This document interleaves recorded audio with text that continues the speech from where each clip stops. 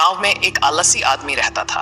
वह कुछ काम धाम नहीं करता था, बस दिन भर निठल्ला बैठकर सोचता रहता था कि किसी तरह कुछ खाने को मिल जाए और काम से आराम मिल जाए।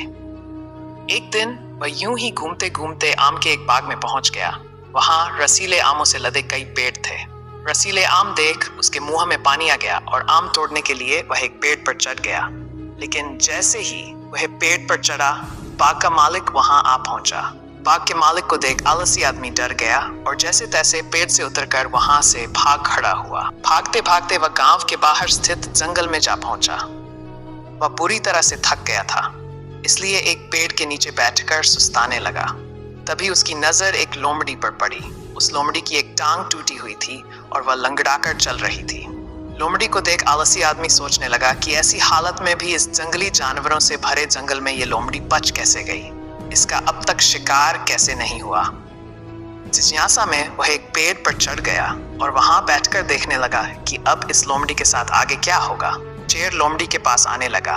आलसी आदमी ने सोचा कि अब शेर लोमड़ी को मारकर खा जाएगा, लेकिन आगे जो हुआ वह कुछ अजीब था। शेर लोमड़ी के पास पहुंचकर खड़ा हो गया। उसके मुंह में मांस का एक टुकड़ा था, जिसे उसने लोमड़ी के सामने गिरा दिया। लोमड़ी इत्मीनान से मांस के उस टुकड़े को खाने लगी। थोड़ी देर बाद शेर वहां से चला गया। ये घटना देख आलसी आदमी सोचने लगा कि भगवान सच में सर्वेसर्वा है।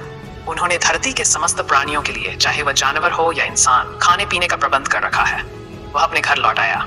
घर आकर वह जूझ दिन तक बिस्तर पर लेटकर प्रतीक्षा करने लगा कि जैसे भगवान ने शेर के द्वारा लोमड़ी के लिए भोजन भिजवाया था, वैसे ही उसके लिए भी कोई न कोई खाने पीने का सामान ले आएगा।